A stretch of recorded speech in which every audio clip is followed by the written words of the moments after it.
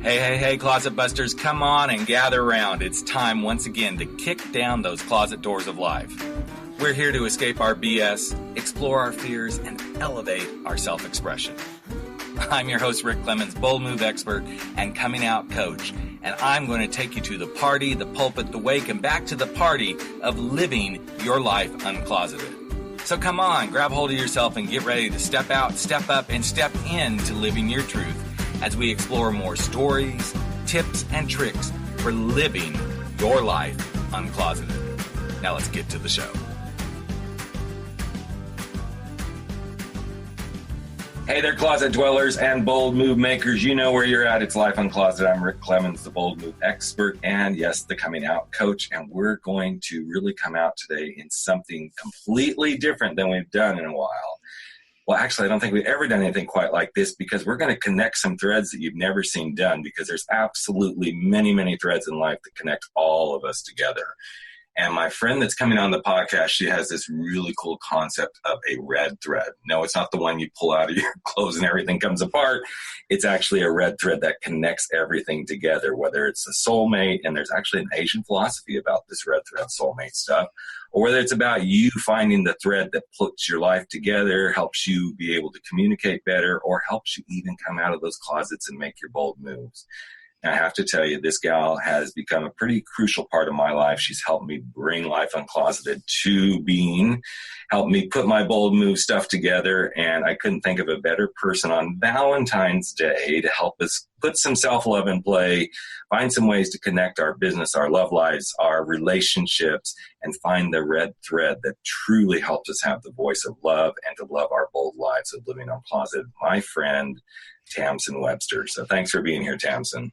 Oh, I'm thrilled. And I think that's the best intro I've heard in a really long time. How lovely. What a treat your audience gets every time they listen to you, thank Rick. you. How nice. Thanks. Yeah, those are my favorite things to kind of write and put together, and I write it all out, and then I'm like, okay, I just kind of scan it as I'm going, but gosh, whatever comes up, comes up. So I feel blessed that, I've been given that gift to be able to just go. And it has to do a lot with the connections I have with my guests too. I can do this because I actually have a really good connection with 99% of my guests. So it all starts with who you're for, after all, right? Exactly. And who you're for is about finding that thread. And so let's kind of dive into this whole red thread concept that you have become the queen of and have really just beautifully started to help people see that it's not just a thread. There's these interesting red threads. So why don't you give us the philosophy behind what red thread really is? Sure. Well, red thread is a phrase that the Scandinavians in particular use all the time, but it's not as a familiar phrase over here. And when they use it over there, they mean, what is the thing that makes things make sense? What's the theme? What's the through line? What's the thing that connects all of this together? Yep. And when I first heard it, I was like, oh, A, that's awesome. I love that. Right. And then B, I went and figured out, well, why do they call it the red thread? And you mentioned the red thread of Eastern philosophy, but by and large, they think that the origin of this red thread, the thing that ties things together, comes from the ancient Greek myth of Theseus and the Minotaur. And, Minotaur was the monster that lived in a labyrinth, and Theseus, in order to save the city of Athens, had to go in and kill the monster. But more importantly, he had to escape the maze. And I think a lot of people overlook that part of it. And it was particularly important for Theseus to escape, because if he didn't escape, Athens wouldn't survive. Right, exactly. So he had this red thread with him that he used to trace his path to the monster so he could retrace the path to the way out. And so with all the work that I've done over the years as a message strategist and a brand strategist, and honestly, I saw this in the years I was a Weight Watchers leader, and certainly have seen it in the work that I've done with TEDx, that when we produce something, whether it's a business that we're starting or a positioning statement that we're putting out there, or a talk or a book, there are always these consistent themes to them that if you look, you can see that there are these things that tie it all together. And I saw that, had the name the red thread, and said, you know what, if I can help people find individuals find that, businesses find that, then they have an incredibly powerful thing to not only help them understand what it is that got them here, but also to understand exactly just how much they have to take them exactly where they want to go. Absolutely. And I think you started to see this. I know you just alluded to it, even in your work with Weight Watchers, even in your work in branding and messaging. And then suddenly this thing kind of drops in your lap, which is, I'm going to take us somewhere that Tamsen actually helped me with. This uncloseted podcast actually dropped in the lap of the work we were doing. We saw the bold moves, we saw this stuff. But what's so interesting is red threads, at least from my perspective, just seem to finally drop in your lap. And you're like, oh my gosh, this makes sense. Whether it's your weight loss journey, whether it's your relationship journey, whether it's your business journey, whether it's a speaking journey that you want to be on a TEDx stage, when you finally can see the beautiful red thread, it is that moment. You know, it just, whoosh, here it is. Because what you'll see is that you have always been trying to achieve certain types of things. There's always something that you're going for. You know, you're always trying to, you know, I know a thing for me is like, I'm always trying to make it easier for people, easier for me, easier for other people to do whatever it is that they're trying to do. All of us have problems that we're drawn to solve over and over and over again. So, you know, for me, for instance, I'm really drawn to problems of efficiency where I see people's energy being wasted. I am like a moth to the flame attracted to problems of gaps between potential and reality. Like, so if somebody or a company says, we want to be this, but we're this now, how do we close that? Then I'm like, let me get all over that. I love that. Right. You know, each of us has these truths about ourselves and the world, these ideas that guide how we do what we do. And if you go back and look at what you've done, you will see these patterns over and over again, these goals that come up, these problems that you'd love to solve come up, these ideas, and all of those add up to whatever your particular set of tools are that you use to that. I mean, for me, because I want to make things easy, because I'm drawn to closing gaps and efficiency, because I believe, for instance, that everybody already has all the tools they need, I'm a process girl. I'm a framework person. I because that's the easiest thing that's the easiest, fastest way for me to help somebody change something. But everybody has them. I mean, people have tools of empathy, or they have tools of systems, or they have tools of spotting trends. And, you know, so, and they're tactical tools too. Obviously, I've spent all my career in some form of communication. So obviously, you know, I take what I do to words, because I think words are the currency of ideas. So we have to be able to speak them to do that. But we have these patterns. And when you can see these patterns and embrace them, not look at it and go, oh my gosh, like, look at what they brought me to. But in fact, look at it from the perspective of, look at these muscles that I've built. Look at these strengths that I have, that there are these things that you know how to solve, and do it over and over again. Like, that's just enormously powerful. So why do you think it is, and I'm going to put it in your terminology, why do you think it is we ignore these red threads in our lives? Oh, that is a complicated question. I think the truest answer to that is that they are so deeply part of who we are that we don't see them. And here's what I mean. I think, you know, another way to think about, you know, a red thread is that it's your worldview. It's the lens through which you look at the world, but we don't usually even realize that we're looking through the world through a lens, right? That our lens is different than other people. Another way to think of it is as the operating system, like a computer has. You know, you think of an operating system as the set of commands in a computer that tells it to behave in a certain way or to look a certain way. And to me, the red thread is that. But just like a computer can't see its own code, unless we're really looking for it, we don't go looking for the lenses. We don't go looking for the code. We don't go looking for that operating system. And so I think more often than not, we just don't realize that we are operating in positive patterns. And of course, there's some we all have negative patterns, but there's way more positive patterns that we're operating from. And I just don't think we see them. You know, it's interesting because there was a red thread that happened this morning before we hopped on this podcast. I was working with one of my clients, and he's struggling in 3 areas. He's struggling in his career, in relationships, and kind of in his physical well-being. Although, you know, if you saw this guy, you go, seriously, he looks like he's a model that just stepped out of the REI catalog, you know, but he's not feeling good about himself. And we all, you know, we have those moments, right? So we've been working around career and everything. And today he really brought up the whole physical well-being. Like, I've been doing a cleanse and I've talked to a nutritionist. And I need to, I feel heavier than I've been in a couple of months. And I said, you know what? I think you just hit on, I actually used your terminology. I said, I think you just hit on the red thread of your life. He goes, what is the red thread? And so I kind of took him through this.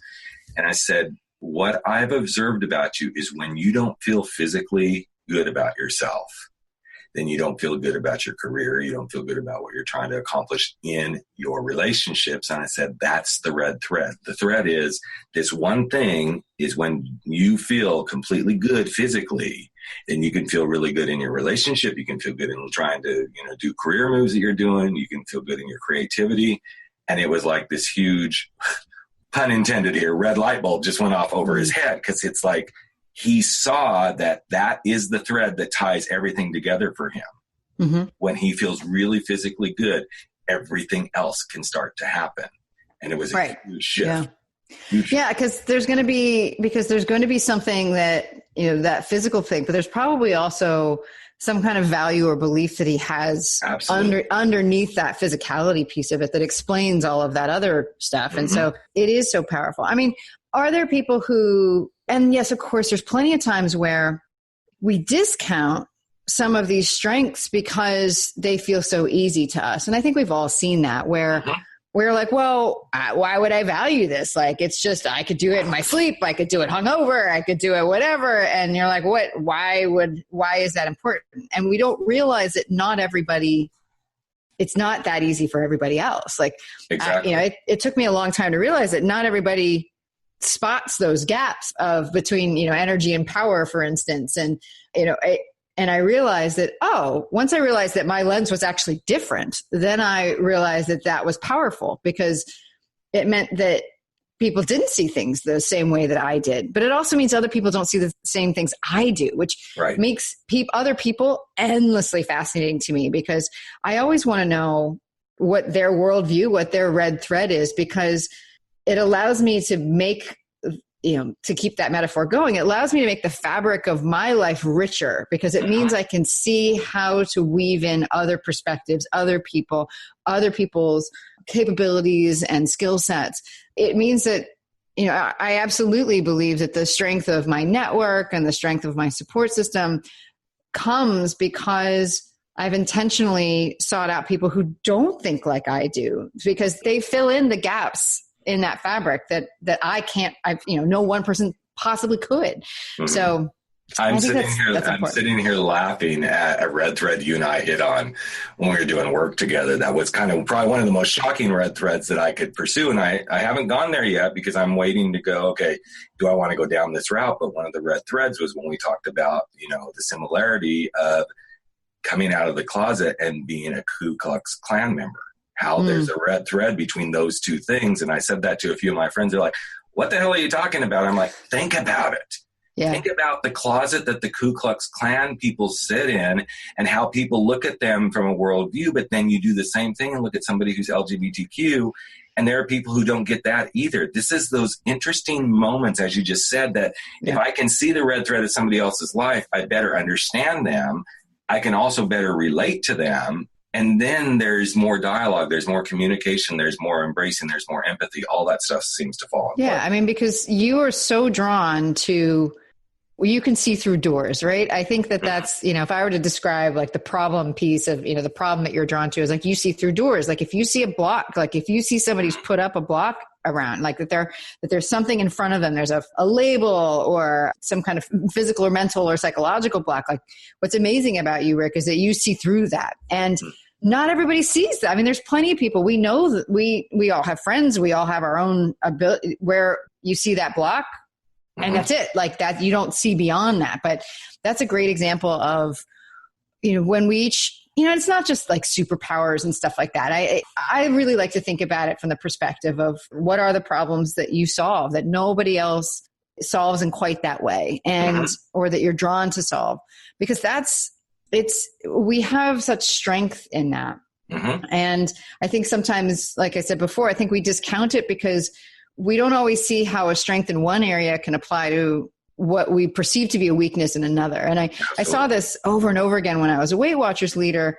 For instance, there would be this, I had a member who was an accountant, and yet she was struggling with managing her weight.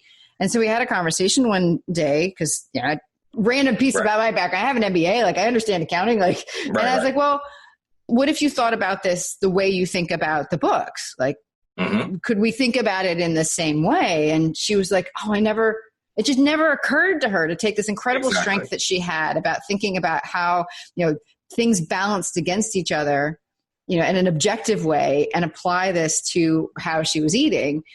But once she took the emotion out of it, once she could apply a skill that was already strong to something else, then there was no stopping her, because all of a sudden now she wasn't trying to battle against, here's a thing I don't know how to do. She was operating from this position of strength of, here's a thing I know how to do, backwards and forwards. And now it's an adventure. It's an interesting challenge to apply it to a different place. This is where I take clients often and say, why are you reinventing the wheel? You've already got the thread. If you know how to have a conversation, so especially when in my coming out world, if I'm doing somebody who's coming out of the closet, if I'm working with them on that, and they've been married and they're like, I don't know how I'm going to have this conversation with my spouse. I'm like, yeah, I totally get it. But guess what? You already have the tools to do this. You've had difficult conversations about having children. You've had difficult conversations about getting married. You've had difficult conversations about finances. Yes, this is a biggie. It's one you've never traversed this mountain before, but you've traversed parts of that mountain before. And it's about tapping in and finding, and I love how you did the connection there with the account, because I think every one of us in the closets that we have, if we look, okay, so we're going to go right to where Tamsen hit on something really big in our work. If we look inside the closet, everything that's in the closet is already in there to help you come out of that closet. And that's what you just said about the accountant. In her closet was everything she had to start to relate to her weight loss journey, but it was in the closet of how she relates to business and accounting. Right. And she brought those tools that were in the closet into her weight loss journey and helped her be able to come through those closet doors. And it's amazing. That's absolutely. Yeah. I mean, the thing is, and it's a phrase I, developed in the years that I was doing Weight Watchers, was that the biggest leaps start from the surest ground, right? So because there's more to push off of, there's more to push from. And a lot of times it doesn't matter where you built up the strength or how, but you have it. So use it. So there's this fascinating thing there. A couple months ago, my sons were invited to a rock climbing birthday party, and my older son decided he wanted to climb all the way to the top. So this wasn't just like some playground rock wall. This was like, however tall they are, but like legit high. And I was like, all right. so strapped in there in a harness, and, he did what any novice rock climber would do. He would, on his absolutely determined to get to the top, he would grab a rock and then try to pull and try to pull and try to pull. And he would get tired about halfway up, and then he would stop and he would rappel back down. And then one of the people who was working there, said to him, your hands are necessary because they tell you which direction to climb, but the strength is in your legs. So grab where you're trying to go, but rather than pull yourself up, push from the strength that you have. So push with your legs, push up, then grab the next plank, and then push up. And to me, that one story of my son is everything that I'm about, and I think the red thread helps you do. It basically says, you know what, it's okay. You should have this big, high goal to climb to the top of the wall. And you do need to reach out in ways that are uncomfortable. But the way to get yourself to that next place is to push from what you've got. And I think that the red thread, as it turns out, ends up being a fairly simple way for people to reveal these strengths that they have been ignoring, not consciously and not but because it never occurs to us if we're climbing a wall that because we walk every day, our legs are strong enough to get us up the wall. Like we think because our legs are good for going like horizontal on the ground, like why would they help us go up? Right. But if you just put them in that position, they will work for you. And that's what all of these pieces of a red thread are really about. But I think you just kind of answered the question that I asked a bit ago. Why do we ignore these red threads? I think it's the subconscious is what helps us actually ignore this. We get so used to doing something, right. We don't realize we actually can do this. We just got to think about it from a different way. And as you said, and of course, I'm going to have to sing Tamsen a check because she just hit on something really big about Rick looking through doors. I'm like, okay, that's golden. That's like, there I go. I got another bit to use in my stuff. But it is it's a really good description of what I do. I see through the doorways. It's like, what is that? And when I see through the doorways and help you see through that doorway, that's when you make the bold move to uncloset your life. Boom, done. We just did, so yeah, the check's in the mail. But it was brilliant because it is that thing that I think so often we get comfortable, we get used to doing things, and we think, oh, this is the way I have to do it. Yet there's so many other ways we could do this. Right. Right. And a lot of times it's just tapping back into what's already in there, which is actually the thread that carries us forward. It's the reason why so much of the work that I do, I'm just listening to, the metaphors and the phrases that people are already using, because there's a reason why you settle into a way you describe things. There's a reason why that's a comfortable way for you to think about the work that you do, Rick. And so it's really just about saying, okay, well, if this is already a comfortable frame for you, then what's a way for me to put within the context of what I'm seeing for you back in that frame, and then it's going to feel even tighter to what you do. So it's just really about, that's what I said, like a computer can't see its own code, but if you go back and listen, you will see it, and you'll hear it. And it's one of those reasons why so often it's important to talk things through with somebody else. But even if you're not talking it through with somebody else, even just talking out loud, recording it, and then listening back to yourself, because of how your brain works, you're actually going to process your own voice as not you. And that's really important, because then you can start to hear it differently. And it's different than just thinking it out in your head, because absolutely it's different. But when you speak it out loud, your brain hears it like you're talking to somebody else. And it's about noticing what are the frames that you put on the world. And so, so often, when I'm working with someone or working with a company, there's a reason why somebody's drawn to photography, or someone ended up in marketing, or someone's an engineer, or that was a choice. Even if they've switched off of that. So a couple of my clients, they started to do one thing and now something else, but there was something that drew them to each of those choices, right? Absolutely. There was something about being an engineer. And so the more that we can say, well, okay, engineers tend to be process oriented. They tend to be very efficiency oriented. Okay, now let's look at what you're trying to do now. Okay, you see, there's going to be that red thread. There's going to be that through line that says, well, the reason why you were drawn to this thing is going to show up in this other thing that you're doing. And absolutely. There's power there, and there's enormous power there. Mm-hmm. And I think that's where we tie this together into, here it is Valentine's Day, and people go, well, how does this all relate to love and relationships? It's all thread. Oh, yes. It's one consistent thread. Yeah. You can't, and I can't remember who said this. I know it's somebody in my past recently, but whatever is happening in your work life is a reflection of what's happening in your personal life. What's happening in your personal life is a reflection of what's happening in your work life. It's all the same thread. Because it's all you. Yeah, absolutely. And it's all your spouse or your boyfriend or your girlfriend.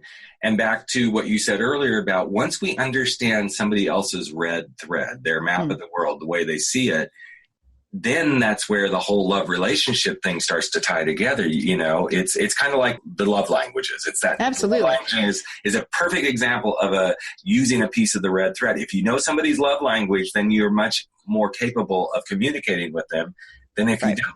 Yeah. So as I say about my husband and partner, he drives in my blind spots, and you can use this thinking about the red thread to really see why when things work really well between two people, they work well.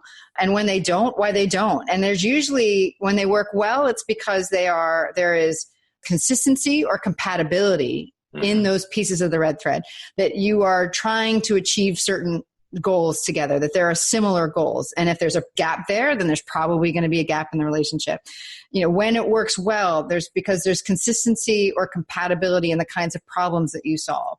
So, Tom and I both tend to see gaps, but we see them in different, I see gaps, he sees clusters, if that makes any sense. And so it's actually really useful because he'll see a grouping of things and go, why is that grouping of things there? And I'll see an absence of things and say, why is the absence there? And so in that way, we have very compatible problem solving, right? Our core beliefs are fairly consistent as well. But then on all of that, because there are little differences, they add up to different approaches. So we joke because one way to start to uncover pieces of your red thread is to ask yourself, what are some of the quotes or proverbs or mantras that really speak to you? And so, I will often say that the proverb that suits me for at least how I approach things is a stitch in time saves 9. Do a little work now, you're going to save a whole bunch of work later. Yep. Speaks to the efficiency and all of that. So I asked Tom the other day, I was like, well, what's yours? And he says, second mouse gets the cheese. So if you think about that, what that means is he's not necessarily looking for the most efficient route. He's looking for the best route, and he's willing to let other people experiment and fail first. And what's fascinating is, is that the source of conflict sometimes between us? Sure. Absolutely. Because I'm like, where's the thing? Let's get to the process. I want to figure out the process. And he's like, well, wait a minute. Does there have to be a process? Can we just see, and so, but if you understand that about each other, then you are in a position of being able to be appreciative of where those two red threads come together rather than saying, oh, let's try to do a tug of war because I think mine's better. Like I am so, just understanding that about him made it so much easier for me to be able to, in those moments where that conflict comes up, to go, oh, okay, you're second mousing me. That's fine. Like, I get it, and he's like, you're stitch and timing me. So that's fine. But it's good because it's a reminder that, as I said earlier, we drive in each other's blind spots. And so I think that I think most really so powerful. Successful relationships, that's what happens. Is you let each other be in each other's blind spots, Right. You know me well enough at this point. I'm like high energy. I'm like, let's get it done. Let's go do it. And my husband is like, okay, well, what happens if you slow down? I don't like to slow. It's like, okay, I'll slow down. And it's interesting now that we've made the move. I'm in a town now where, so it's San Luis Obispo and the initials are SLO, and life in slow is slow. It's slower. It's not, I don't want anybody to go from here, and especially any of my new neighbors now, I'll probably get booted out of the community for saying that. But it's just a much slower pace of life. And as I was telling Tamsen before we even started recording this today, I'm so much more relaxed. I'm so much more less stressed. And I'm realizing, taking a little bit of slow time and letting things happen is actually some of the best things that can happen in your relationship too. Right. As you were talking, I'm like, you can't thread your partner's needle until you understand their red thread. That was right. Metaphor. Right. Okay, so now we're even. I don't have to write you back. I just gave you a thing. You can go, oh, Rick just gave me something there. That's right. I mean, what's particularly significant about what you just said is that when it comes to, I think a lot of people say what's the most important thing in a successful relationship, and people say communication. It's not that it's not true, but I saw somebody recently say, no, actually it's about managing expectations, and communication is necessary to get there, but it's actually the management of expectations. It's the most important part. And so what's significant about you saying about, you can't thread somebody else's needle until you know what kind of thread's going to work. Like, that's what it's about. It's about understanding their expectations, not yours. So, it's being able to go into a conversation with Tom or with one of my kids and knowing what is it that they're always trying to get? Like, what is the goal they're trying to get? Or what's the kind of problem that's really resonant for them? Or what's the belief that's really important to them? Absolutely. It becomes so much easier to understand their expectations and then manage them appropriately. And, I've been able, there was one day when my son was just beside himself. He was so upset with something that had happened at school. And it was this, the short version of it is that, he got excluded from a conversation, and then he got mad when somebody else did the same thing back to him. I mean, so it's classic kid thing. Yeah. But it was, when I had this conversation, I said, well, first of all, I said, let's look at what you're doing. Like, would you agree that you are asking to be judged on your intent what you were trying to do, but you're judging her on the action. Like you're not listening to what she was trying to do. You're judging her on the fact that she closed you out, but you want her to judge you on what you were trying to do and not the fact that he was like, yeah, this is the danger of having me as a mother. And then I said, the second thing I was like, and I know something that's really important to you, Thomas, is that you really think it's important for things to be fair, that for rules to be applied equally. Right.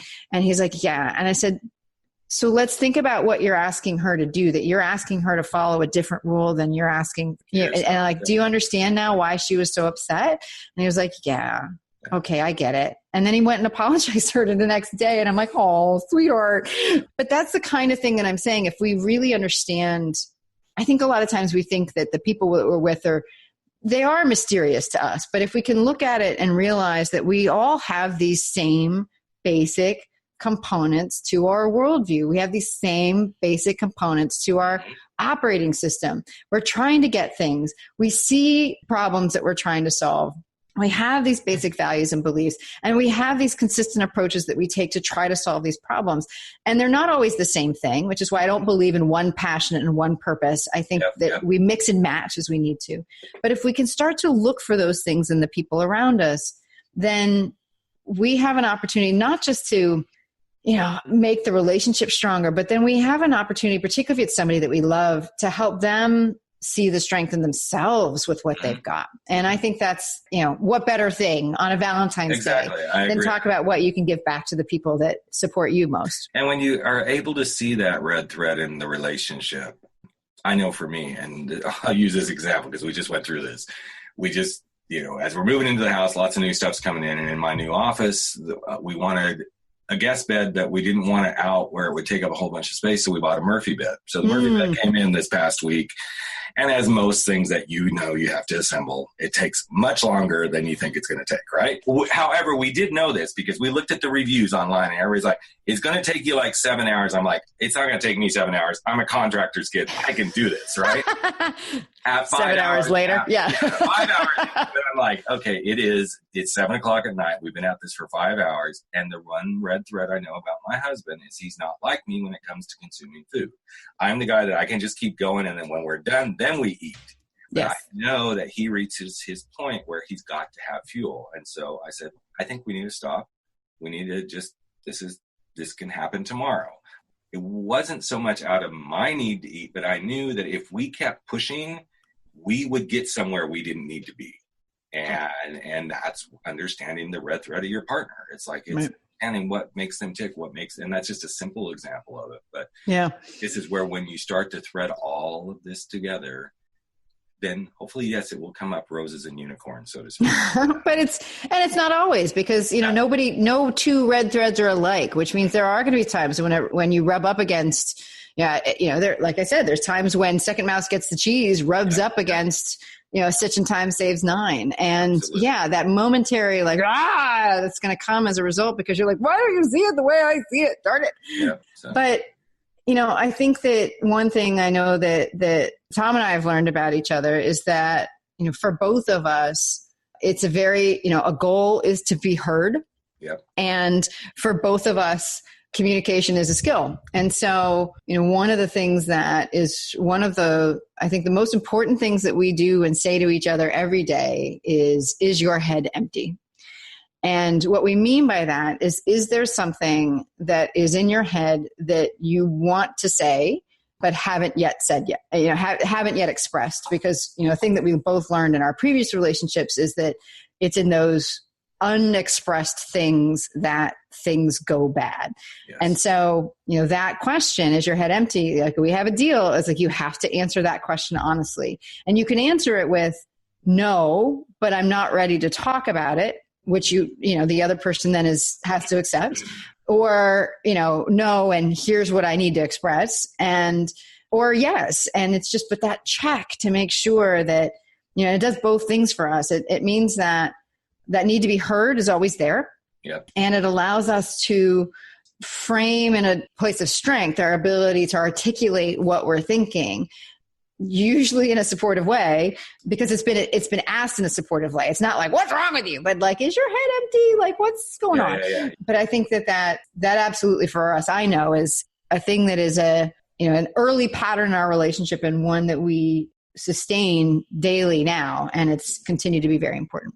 And, I usually end this by asking, what would you give advice on if somebody's trying to uncloset themselves and live their red thread? But I think you just dropped the value bomb right there, because that is, your head empty is a beautiful way to really be in your truth, to release yourself. And it's a bold move. It's a bold move to be able to ask a question like that. And it's a bold move to be able to hear what comes out of the other person's mouth too. But it's also, and here's where Rick's just going to wrap the red thread right tight around this, it's a beautiful way to live your life uncloseted.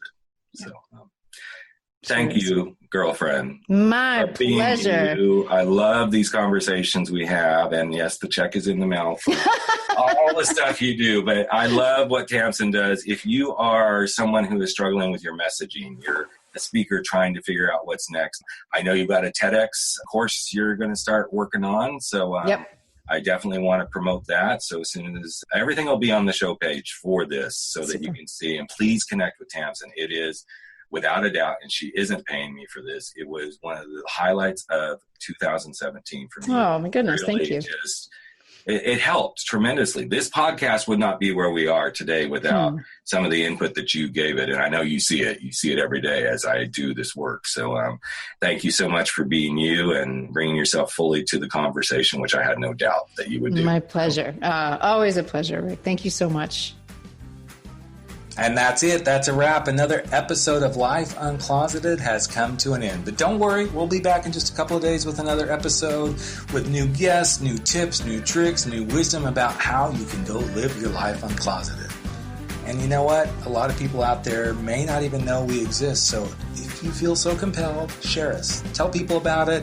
Give us a rating and review on iTunes. Share it from your phone, wherever you can. Spread the word, because the more people that we reach, the better the planet will be when everybody is living their life uncloseted. I'm Rick Clemens, the host of the show, that big, bold move expert, and that guy that constantly wants to help people step out, step up, and step into living their life uncloseted. Have a great couple of days, everyone, and we will be right back with you very, very soon. Take care.